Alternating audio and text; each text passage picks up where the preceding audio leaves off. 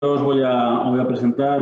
Creo que lo primero es agradecer la paciencia infinita de Ernesto y de José Lorente, porque han sido nuestro filtro para empezar este tipo de webinar. Después de la macro lo que queremos es generar una serie de sesiones, un contenido para que tengamos formación de una manera lo más estandarizada, lo más continua posible dentro de este magnum, ¿no? de webinars, de formación que no sabemos muy bien cómo afrontar a todos.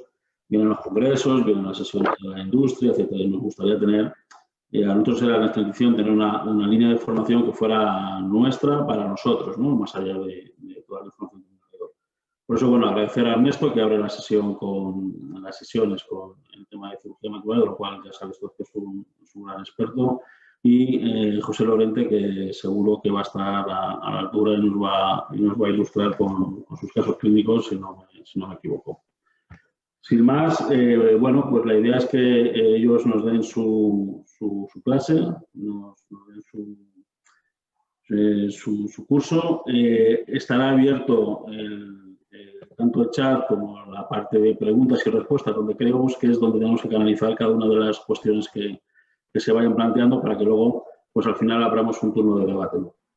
Y luego, pues en el chat, pues es libre cada uno de hacer sus comentarios y si surge alguna cosa de interés, pues la iremos elevando. Sin más, palabras para Ernesto y para José. Muchísimas gracias de nuevo y adelante. Bueno, pues muchas gracias, Juan. ¿Me oís bien? Tengo un poco de eco. ¿Me oís bien? Sí. No, Bueno, perfectamente. Vale, pues muchas gracias por haber pensado en José y en mí para para debutar en estos seminarios, estos webinars del Club Español de la Mácula. La verdad que ha sido un poquito estresante, pero bueno, ya estamos aquí y durante media hora vamos a intentar hablar sobre lo que nos apasiona, que es la cirugía de la mácula. Y decir a todos que hoy es el Día de la Visión, el Día Mundial de la Visión, por lo cual aquí estamos hablando de visión. Tenemos unos competidores como son los del segmento anterior a la cirugía de la catarata, que empieza a las 8, a ver si a las 8 podemos acabar, aunque también sabemos que esto se va a poder ver en diferido. Bueno, pues vamos a compartir pantalla.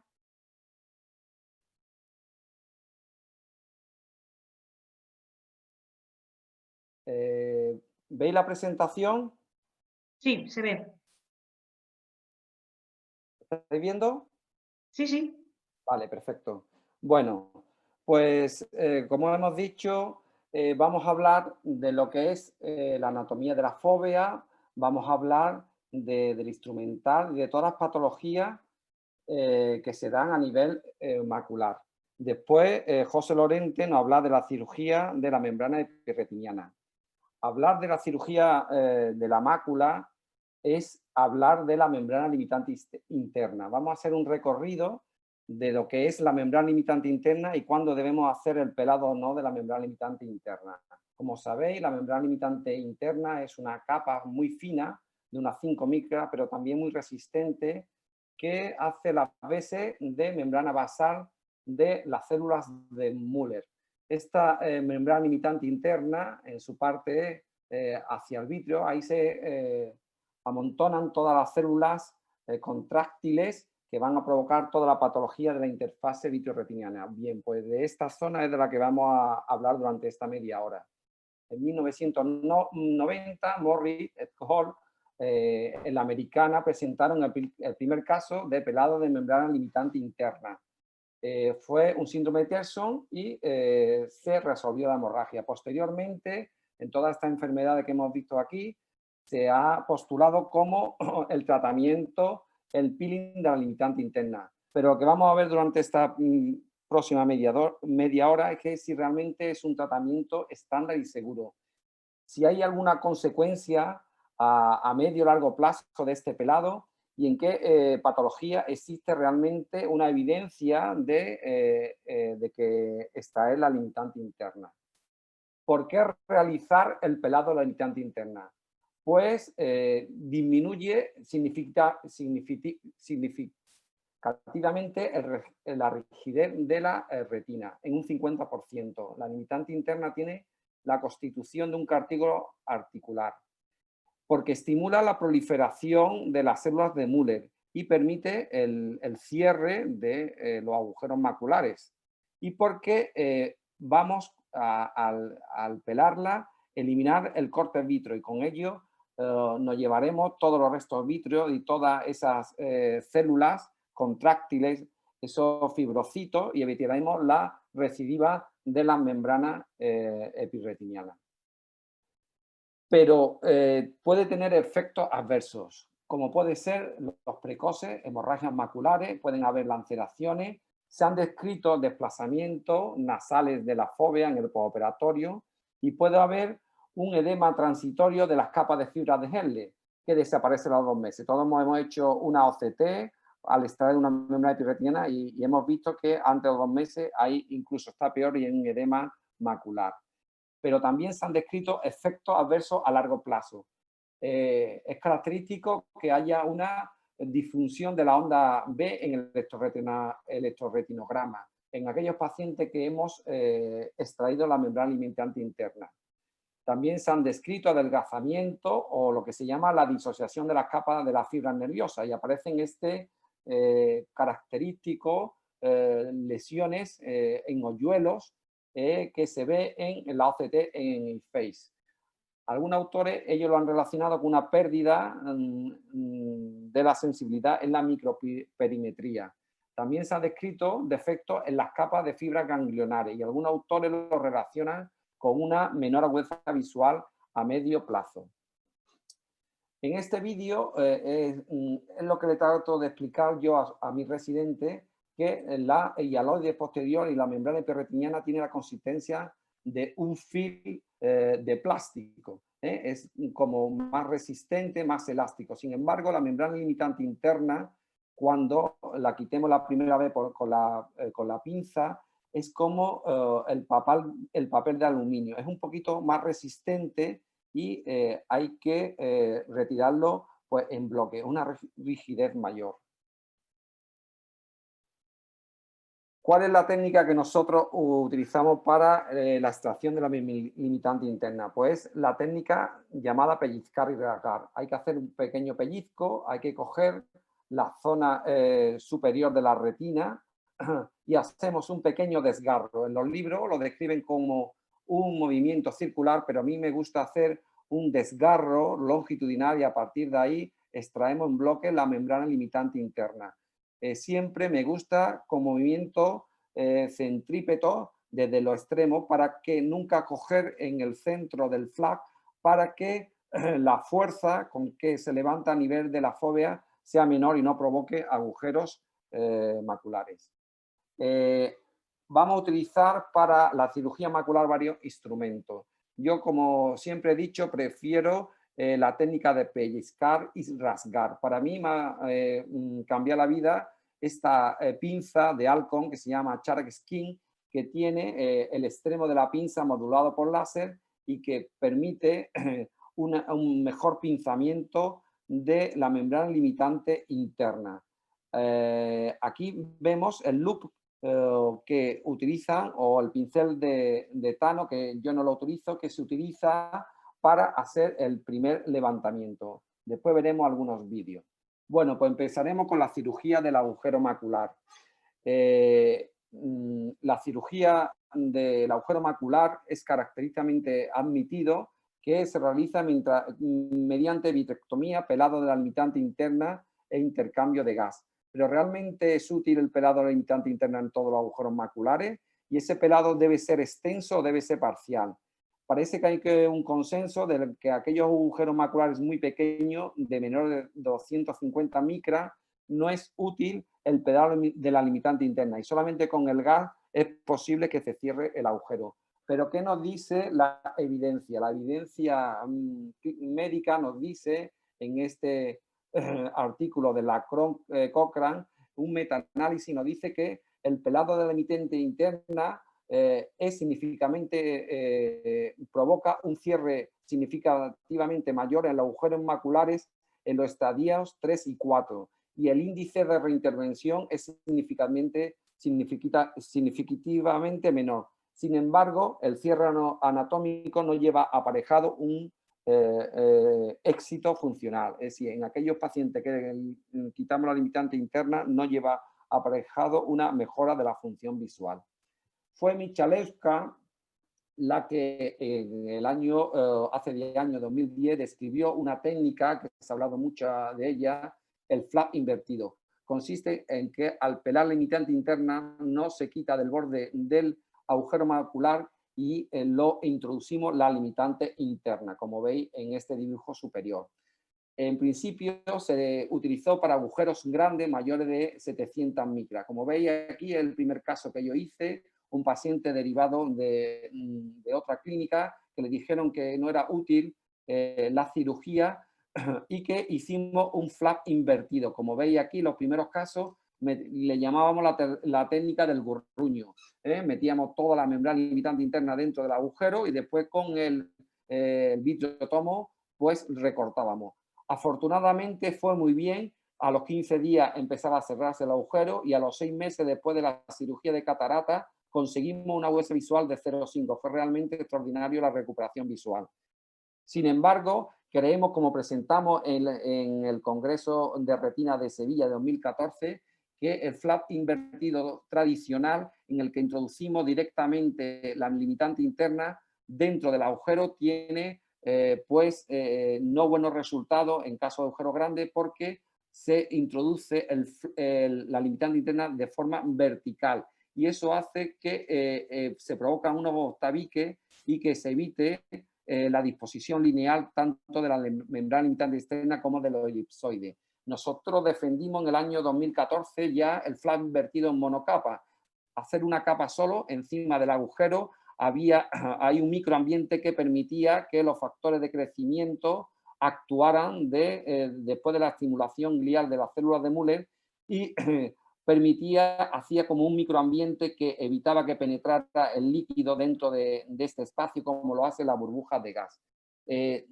5 años más tarde este artículo nos dio la razón, el que nos decía que la membrana limitante interna actuaba como un andamio a través del cual las células de Müller permitían que actuaran los factores proliferativos. Estos fueron los primeros 15-16 casos que presentamos.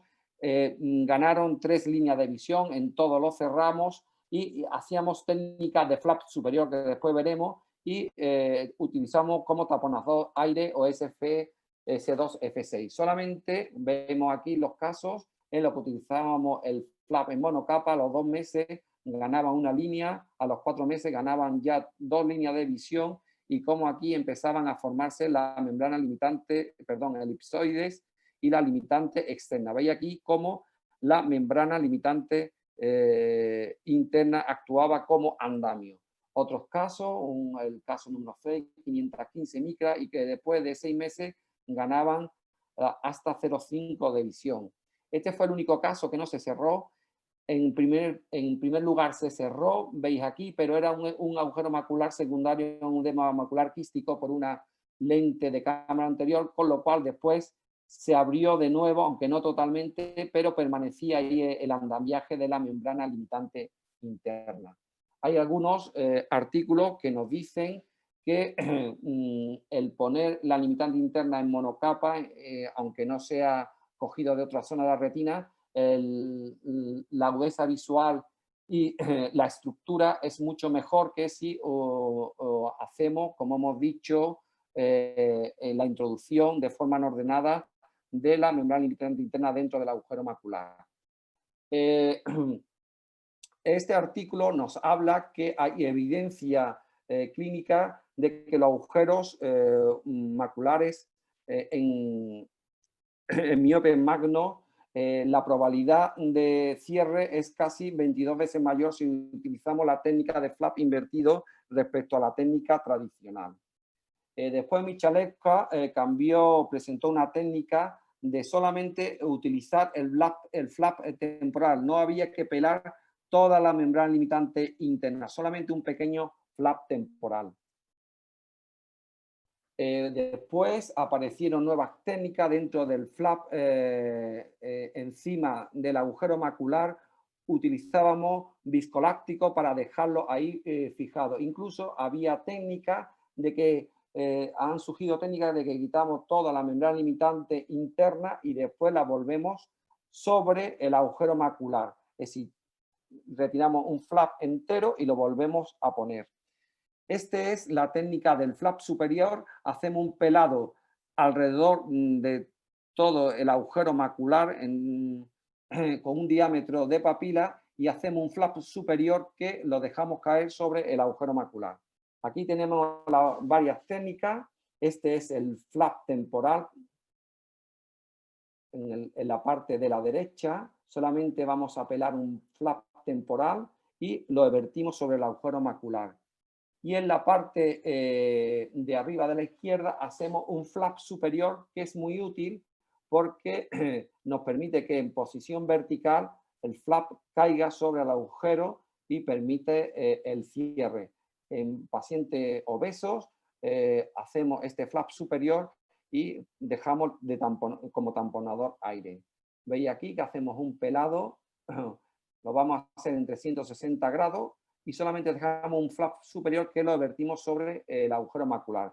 En estos dos casos de la derecha hacemos solamente un flap temporal y ayudado con viscoelástico nos mantiene el flap durante el... Ahí vemos cómo introducimos el viscoelástico, después veremos en otro vídeo teñido y que nos permite mantener el flap en la posición en el intercambio gas o con aire. Este póster ha sido presentado en la SEO de este año, en la SEO del 2000. Es presentado por la doctora Galleteiro del Hospital de Cruces, que me ha parecido muy interesante. Presenta agujero macular, 4 de ellos recidivantes, agujero macular por encima de 800 micras, que utiliza, como dicen ellas, técnicas de interposición. En 4 utiliza membrana limitante interna, que como veis aquí recupera bastante bien las estructuras, tanto la elipsoide como la limitante externa. Solamente un caso no hay recuperación de estructura. Sin embargo, en otros casos utilizó la cápsula anterior y como veis aparece en una fibrosis, la membrana amniótica que consigue el cierre del agujero macular, pero hay una fibrosis, con lo cual desgraciadamente no es funcional. Y en este caso de membrana amniótica no hay un cierre de la capa externa. Es decir, que podemos utilizar todo tipo de material y que nos va a permitir el cierre del agujero macular, pero solamente es la limitante interna la que desde nuestro punto de vista y en monocapa va a permitir que esas elipsoides pues, se redistribuyan de forma uniforme y que permita recuperación de agudeza visual. Bueno, hablaremos ahora de la maculopatía miópica traccional. Como sabéis, la maculopatía miópica tradicional es una complicación frecuente en los pacientes con alta miopía, ejes mayores de 26 milímetros y mayores de 8 dioptrías. Las principales patologías a las que podemos escribir son la retinosquisis, agujeros maculares y desprendimiento de retina secundario a ese agujero macular. Fue descrita relativamente hace poco, en el año 1999, y es imprescindible el uso de la OCT. Como hemos visto, son sintomáticos menos de la mitad y en la OCT podemos ver quisis tanto de las capas internas como de las capas externas de la retina. Como vemos, es una historia natural. En un principio hay una membrana epirretiniana, hay un desprendimiento, hay desdoblamiento de la retina, las células de Müller se distienden y van apareciendo desprendimiento foveal, que bien sé si no hay un desprendimiento vítreo-posterior durante muchos años se queda detenido la enfermedad o bien puede seguir hacia un desprendimiento foveal a la aparición de un agujero foveal y un desprendimiento de retina secundario al agujero macular. ¿Cuáles son la patogénesis de la maculopatía miópica traccional? Pues bien, hay fuerzas anteroposteriores, como son las fuerzas de la hialoide del vítreo. También hay fuerzas posteriores, como es estafiloma que distiende el globo ocular y que las capas más internas de la retina no pueden seguir. Hay una ausencia del epitelio pigmentario y una atrofia coroidea. también hay fuerzas tangenciales, como puede ser el corte del vítreo, esa rigidez de las arteriolas y la inelasticidad de la membrana epirretiniana y de la limitante interna. Ahí es donde actúa en la cirugía, quitando esta tracción tangencial de la membrana epirretiniana y la limitante interna. Realmente, como hemos dicho, la retinosquisis mióptica puede estar estable durante muchos años, pero los criterios de cirugía es cuando hay una pérdida progresiva de agudeza visual, cuando hay un riesgo inminente de agujero macular y cuando el paciente refiere a aparición de metamorfoxia. Como sabéis, es una cirugía bastante compleja, incluso en las manos de los cirujanos más expertos, y se han descrito lo que es el pelado circunferencial de la membrana limitante interna, dejando como un parche central de limitante interna, un pelado en donus que llamamos, para evitar la rotura de la zona central y que se produzca el agujero macular. Para ello se han descrito la utilización de las tijeras retinianas. Vemos aquí un caso de una retinosquisis, una paciente con un eje de 30 milímetros, de 13 dioptrías de miopía, una agudeza visual de 0,1 y vemos aquí una retinosquisis y la rigidez de la membrana limitante interna.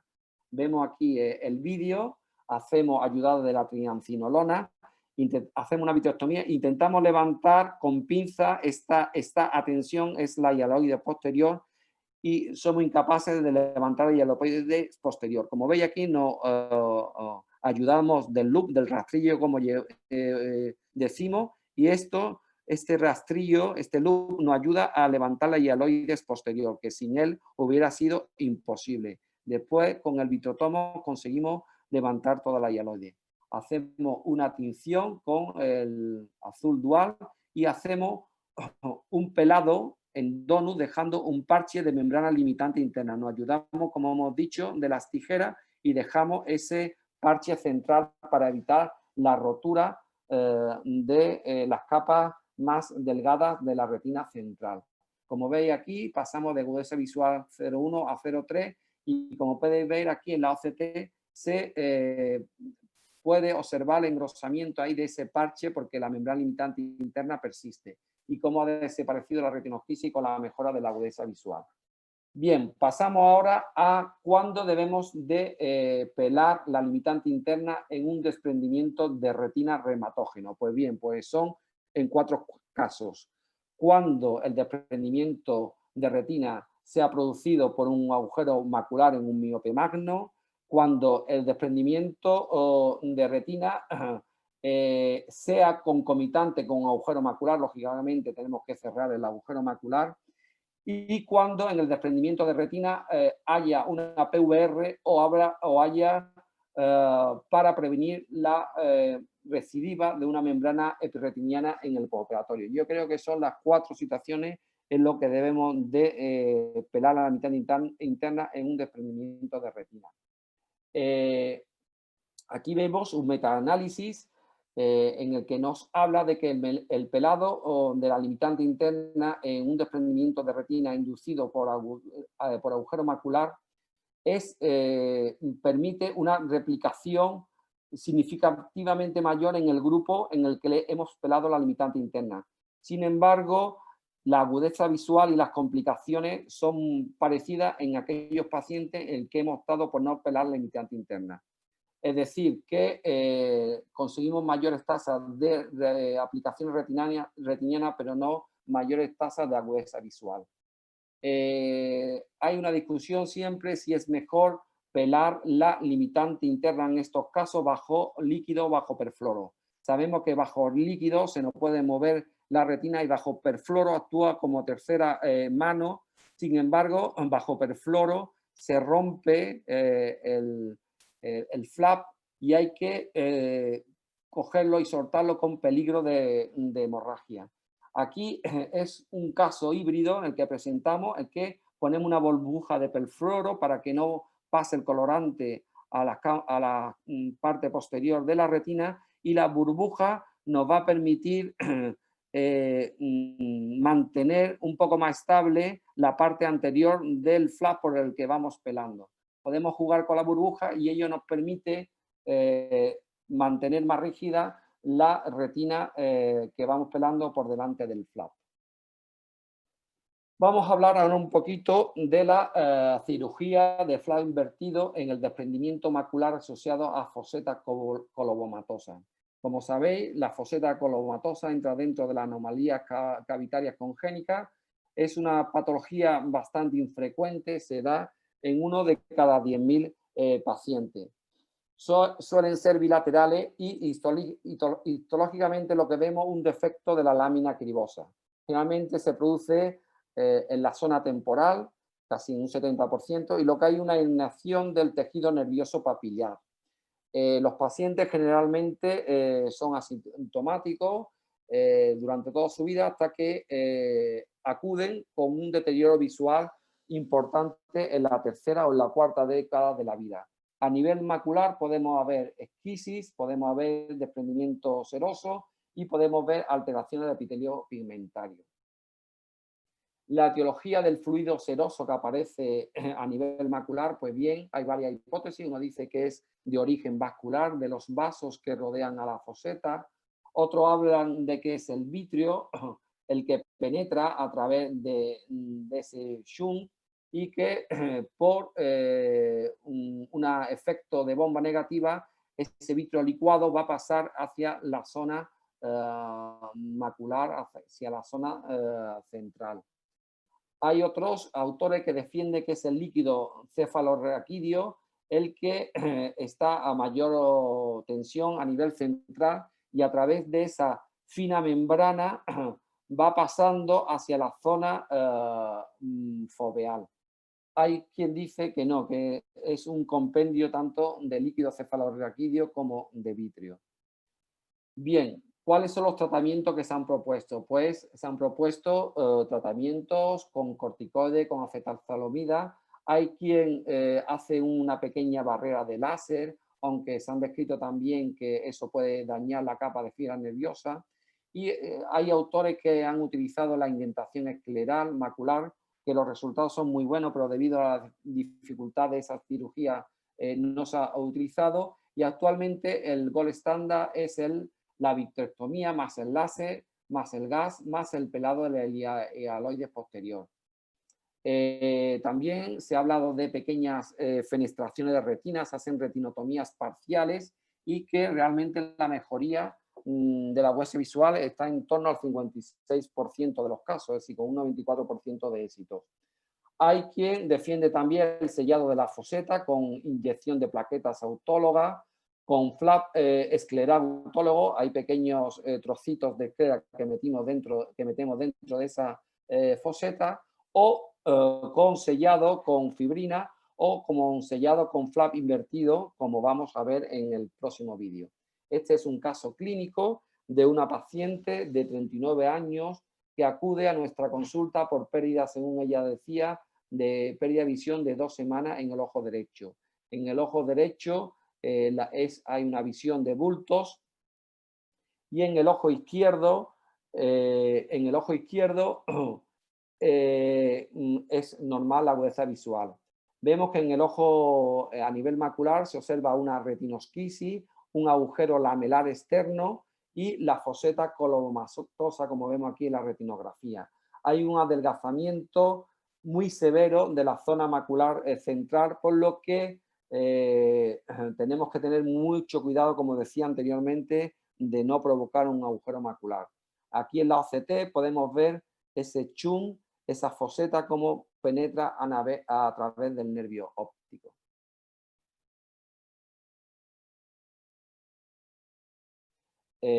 Aquí vemos la primera cirugía, una cirugía de 23G, ayudado de la triamcinolona, que hemos teñido primero con triamcinolona.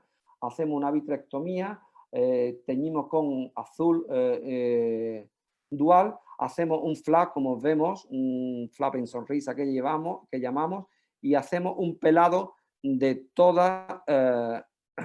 de 2 diámetros papilares. Lo vertimos sobre la foseta, que la vemos aquí, y con viscoelástico de alta densidad teñido en este caso para que se vea mejor en el vídeo, ponemos un pegotón y después hacemos el intercambio con aire. Como veis, el intercambio permite que el viscoelástico quede encima del flap y eso es un viscoelástico de alta densidad y permite que el flap no se mueva.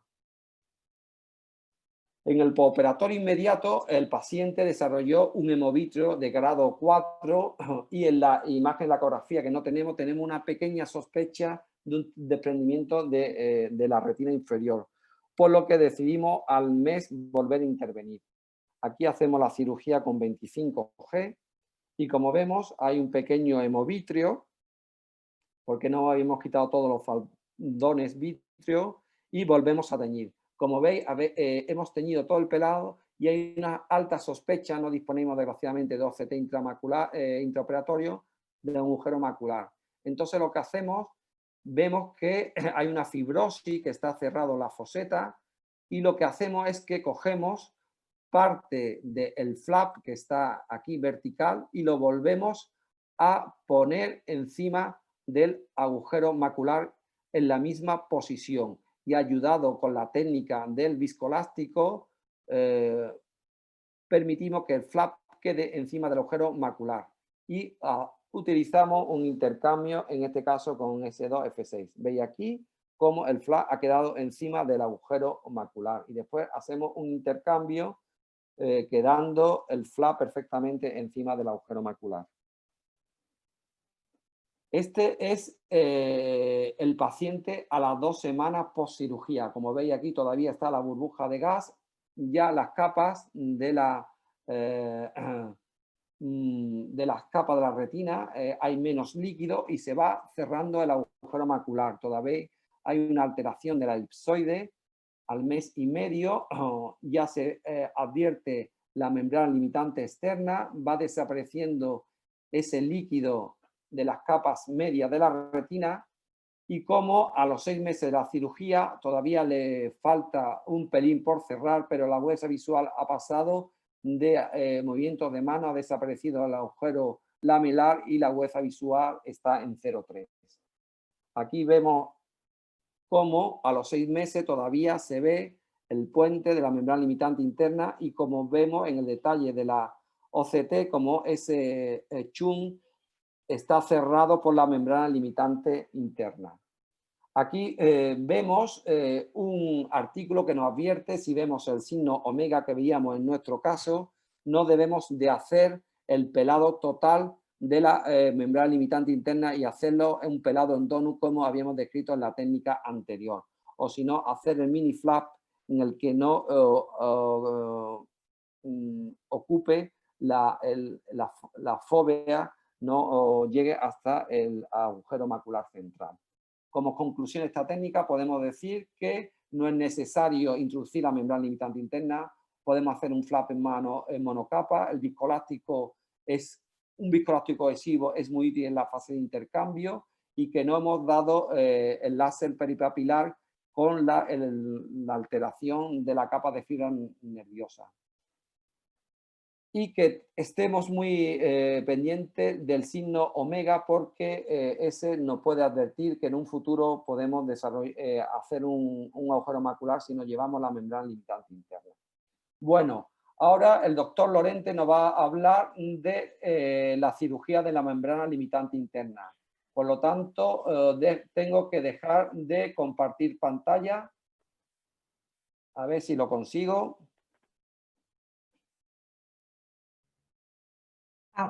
Abajo, Ernesto, donde pone compartir pantalla o arriba te pone dejar de compartir. Está compartiendo pantalla, arriba pone nueva función, ahí. Dale, espera, ¿quieres que te saco yo? Venga, sácame y mete a José, después me tienes que volver a meter, ¿vale? Vale. ¿Le doy yo? Sí. Y aquí estamos compartiendo. Se ve perfectamente, gracias. Perfecto. Vale, pues yo voy a hablar un poco. Si alguien quiere, perdona, José, un segundito, discúlpame. Sí. Pues si alguien quiere hacer alguna pregunta, como sabemos que hay una actividad múltiple y alguien quiere hacer alguna pregunta a Ernesto, aunque luego tendremos nuestro momento para hablar de todo.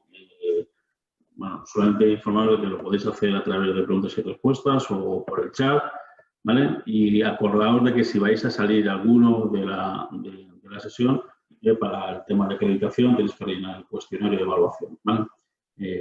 Nada, solamente hacer esa puntilla y ya te dejo para que sigas con la presentación. Venga, muchas gracias. Vale, perfecto. Vale, pues yo voy a hablar un poco de una patología que es muy frecuente en las consultas de retina, como es la membrana epicretiniana.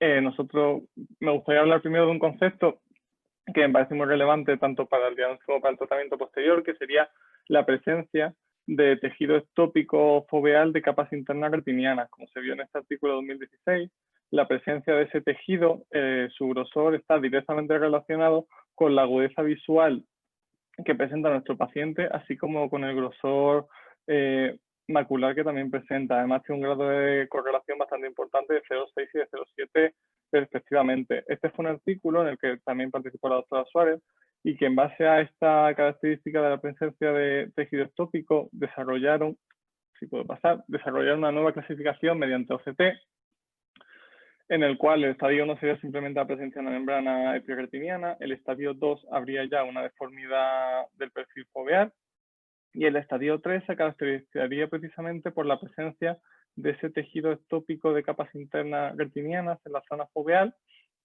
estando el resto de capas todavía preservadas, siendo el estadio 4 ya el estadio en el cual ya hay una reproducción sobre todo de las capas externas y ya estaría la retina bastante desestructurada. Cuando vemos si al final esa clasificación nos sirve o no nos sirve, ellos publicaron otro artículo haciendo una validación de esa clasificación, en la cual vemos que el estadio en el cual se encuentra la membrana se asocia directamente con los resultados visuales a los 6 meses y al año, objetivando que a mayor estadio, peor resultado visual, habiendo una diferencia significativa tanto entre el estadio 2 con el 3 como con el 3 con el 4. Además, podemos observar que el estadio 2 y 3 se diferencia, es significativo respecto al estadio 4 con el grosor macular final al año de la cirugía y a los 6 meses. Y asimismo también vemos que del estadio 3 al 4 la presencia de ese material ectópico interno va bajando, baja en el estadio 3 hasta prácticamente desaparecer, cuando en el estadio 4 realmente esto no llega a ocurrir. Vale. Aparte me gustaría hablar también de otro tipo que quizá no deberíamos llamar una membrana epicretiniana propiamente dicha, quizá una proliferación, porque además se diferencia la OCT, porque cuando la membrana epicretiniana es una membrana hiperreflectiva y además mucho más engrosada, esta proliferación es menos hiperreflectiva, es más hiperreflectiva y además muchas veces de menor grosor, y se asocia directamente con la presencia de agujeros lamelares y agujeros de espesor completo, sobre todo con los agujeros lamelares de un tipo específico muchas veces que es el típico que llamamos nosotros en bigote. Y cuando vemos bibliografía acerca de esta membrana, vemos que esta membrana, cuyo además tiene una consistencia cuando estamos en quirófano a operarla, es diferente porque no es una membrana epicretiniana que sale directamente, sino que tiene una especie de consistencia más gomosa y más fiable, es mucho peor. Y cuando se analizan los resultados en agujeros con la presencia de esa membrana, vemos que está directamente asociado con el fallo en la cirugía, con el fallo del cierre, cierre primario de ese agujero macular. Además, también se asocia negativamente con el valor de agudeza visual final en el posoperatorio. Incluso observamos que cuando se presenta esa membrana o esa proliferación, vemos que hay un mayor diámetro de base y un mayor grosor de ese agujero macular, con lo cual sería algo a tener en cuenta, sobre todo de cara a la indicación quirúrgica de ese agujero, porque además es una membrana que se comporta de manera diferente en la cirugía. Vale. Una vez que hemos identificado las membranas, llegaríamos a lo que para mi gusto sería un poco lo más controvertido e interesante, que sería cuándo operar y cuándo no, que sería al final la gran pregunta que todos nos hacemos cuando llega un paciente de estas características a la consulta. No hay unas indicaciones muy claras, ni tampoco hay un consenso muy global. En general se suele aceptar que por agudeza visual debajo de 0,5 en notación decimal la cirugía estaría indicada. Hace relativamente poco se solía hablar de 0,3, pero con la mejora de los vitrectomos y las consecuencias y los efectos adversos de las vitrectomías se ha aumentado ese límite. Habría que preguntar al paciente si tiene mucha metamorfosis, si se queja de mucha diplopia, si tiene muchas guías subjetivas. Habría que valorar si está asociado a un pseudoagujero macular, si tiene tracción vitromacular, y también, enlazándolo con la clasificación que vimos antes, se podría plantear que, dado que vimos que a mayor estadio, peor pronóstico, sobre todo del 2 al 3, podríamos hablar de que quizá cuando la membrana pasara al estadio 2-3, nos podríamos plantear la cirugía. Al final, un poco en resumen, sería sobre todo una cirugía bastante individualizable. Habría que ver cómo el paciente, la edad del paciente, cómo ha evolucionado esa membrana y sobre todo si el paciente tiene quejas subjetivas o no tiene quejas subjetivas, sobre todo de metamorfosis. Vale, y una vez que hemos decidido operar, ya estamos en la gran disyuntiva, que sería: ¿hacemos el pelado de membrana limitante interna o no hacemos el pelado de membrana limitante interna? Cuando revisamos un poco la bibliografía, vemos que la mayoría de las evidencias que hay de publicaciones son de pocos casos en general y que no tienen, y suelen ser series retrospectivas, con lo cual realmente tampoco tenemos una gran respuesta. Si nos metemos un poco más, si vemos algún metaanálisis, como por ejemplo ese 2017, vemos que aunque a los 6 meses sí se asociaba mejor agudeza visual posoperatoria en el grupo con pelado de membrana limitante interna, a los 12 meses esa diferencia desaparecía y a los 18 meses al revés, se asociaba mejor agudeza visual con el uso en el grupo que no asociaba el pelado de membrana limitante interna, cosa que se puede asociar también con el uso de colorantes durante la cirugía de membrana limitante interna, que también pueden ser tóxicos para la retina, con lo cual nos podría empeorar el pronóstico visual. Esta es una de las mayores series de casos, con más de 250 ojos, en el cual veía que no había diferencias significativas en la mejoría de agudeza visual entre ambos grupos, pero lo que sí observaba, que esto es algo que ahora veremos que se sigue manteniendo, es que la tasa de recurrencia en el grupo de pelado de membrana limitante interna es hasta 10 veces menor que en el grupo en el que no se asocia el pelado de limitante interna, que entonces es algo que sí sería interesante tener en cuenta. Por ver otro metaanálisis más, también observamos que prácticamente tienen todas las mismas consecuencias, todas las mismas conclusiones. Observan que no hay diferencias en la agudeza visual, que tampoco hay diferencia respecto al grosor macular final, y sí ven diferencia a favor del pelado de membrana limitante interna en el grupo, sobre todo en el grado de recurrencia.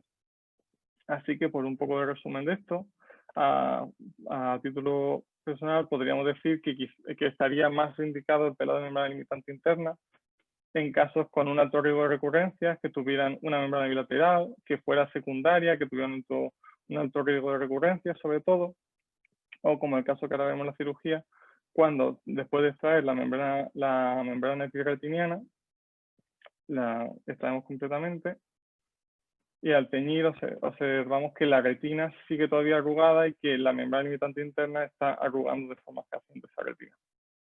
Así que nada, muchas gracias. Dejo de compartir pantalla y vuelvo a dejar paso al doctor Pereira. Bueno, yo voy a acabar ya, voy a ir con las conclusiones. ¿Puedo compartir pantalla otra vez, verdad? Sí, sin problemas. Vale. ¿Estáis viendo la pantalla mía ahora? No, todavía no. No. Vamos. Ahora sí, ahora ya sí la vemos. Espérate.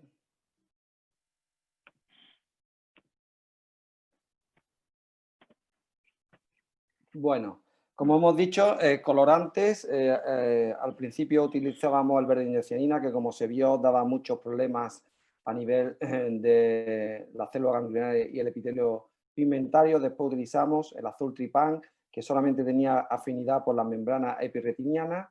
Hemos utilizado también la triancinolona y por fin el Membran Blue Dual, que une el azul tripán y el Brilliant Blue, y nos permite pues el pelado diferenciar tanto la membrana epirretiniana como la limitante interna, y yo creo que hoy es el gold estándar, sin una evidencia de afectación a nivel funcional de la agudeza visual.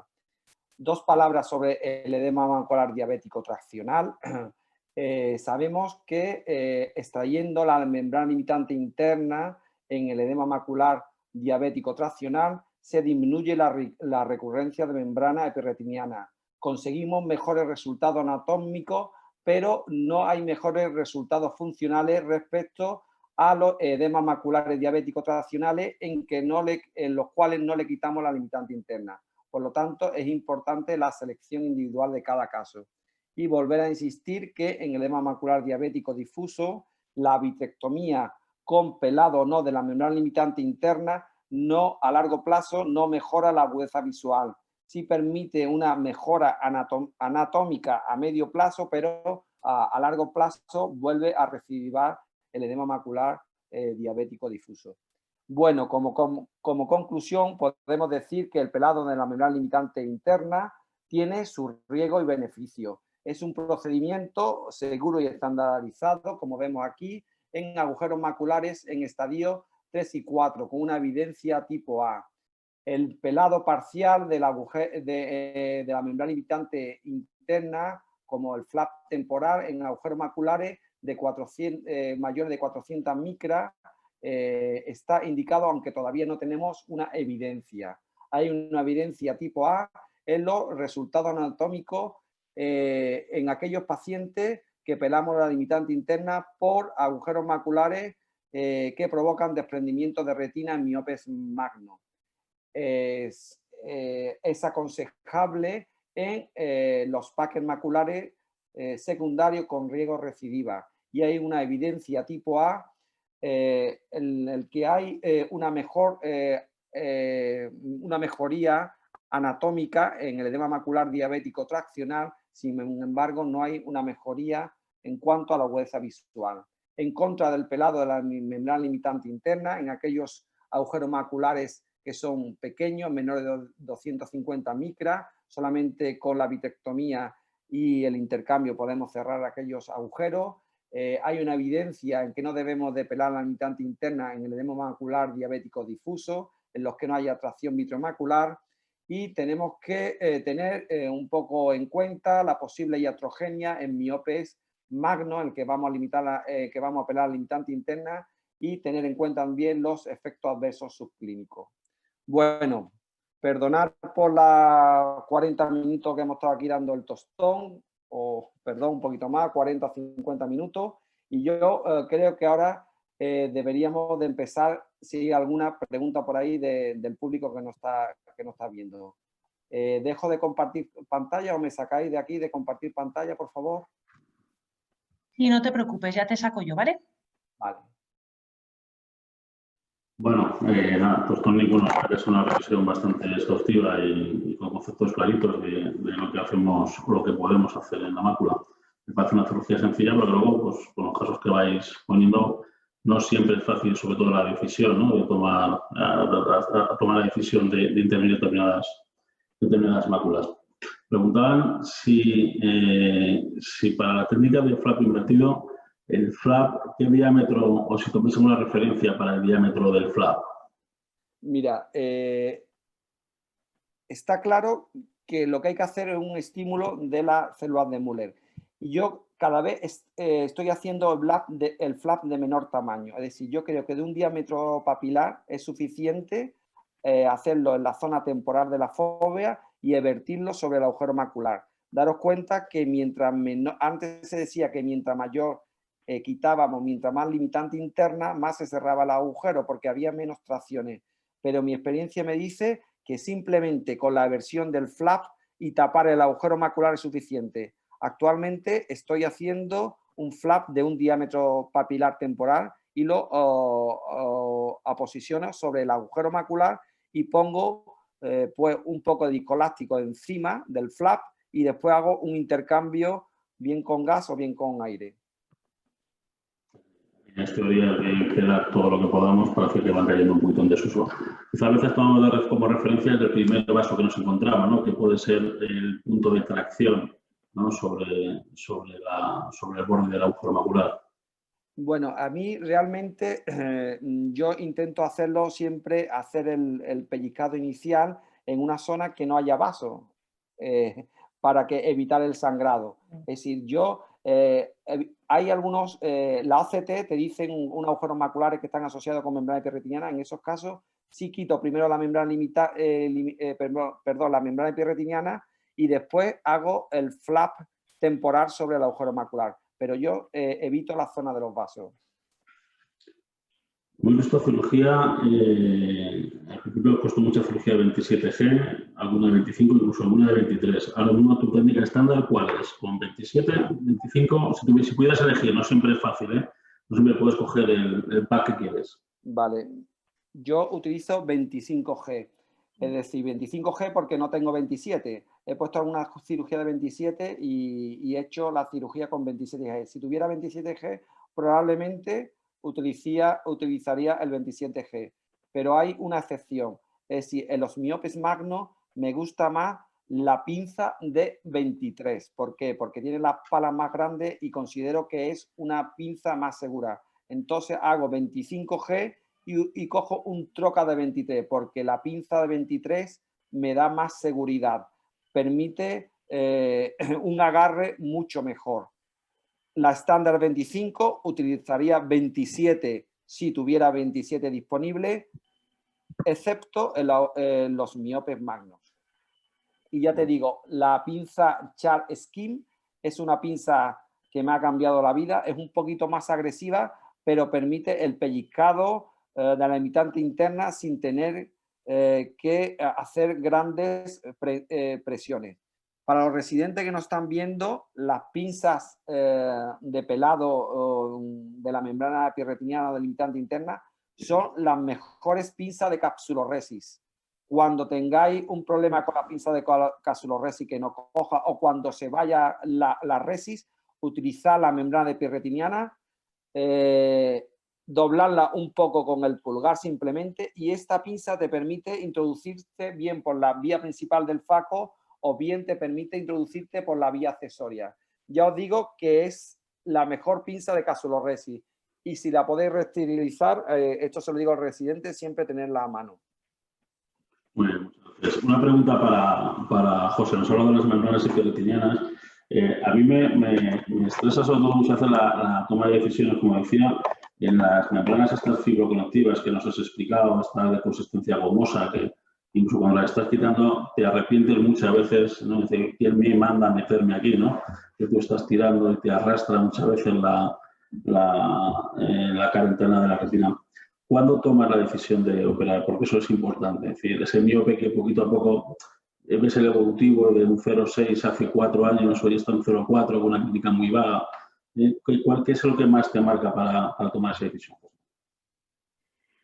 Hombre, a mí la verdad que sobre todo sería preguntarle al paciente, porque sobre todo sabiendo que muchas veces no va a tener una mejoría franca, si a lo mejor el paciente considera que está igual o que no, o él mismo no se ha notado esa diferencia subjetiva, yo lo dejaría estar. Si el paciente sí te nota que nota una diferencia importante, entonces es cuando más me plantearía la cirugía, desde luego.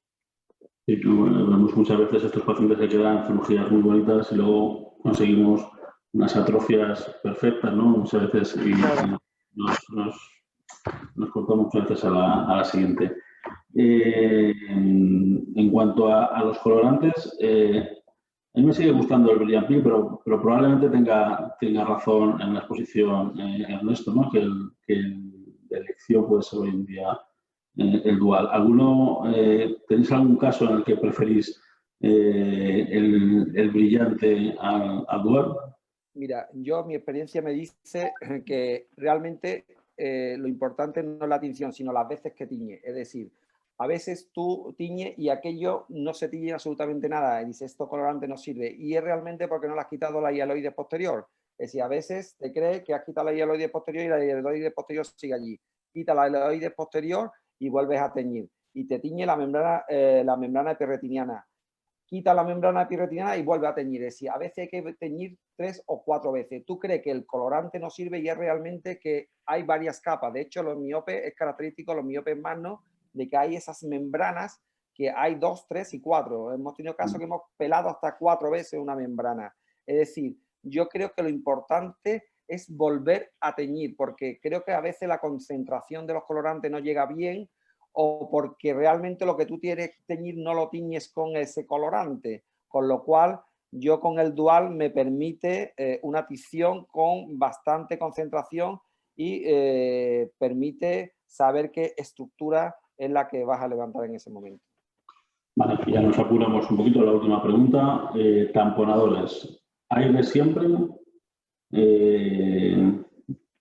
¿Cuándo cambiamos de tamponador? ¿Cuánto tiempo le ponemos boca abajo al señor? Vale, vamos a ver. Eso es una buena pregunta. Vamos a ver. El estándar siempre ha sido el S2, F6, pero hay casos de pacientes que son ojos únicos, que tú no le puedes poner el gas y en ese caso pues te debe decantar por el aire.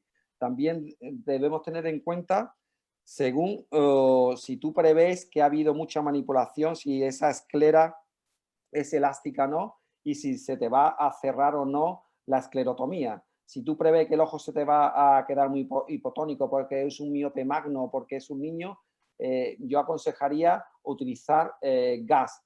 Si crees que ha sido una cirugía rápida, que una esclera de buena calidad, te puedes plantear dejar aire. Y yo cada vez posiciono menos a los pacientes. Yo posiciono a los pacientes 3 o 4 días.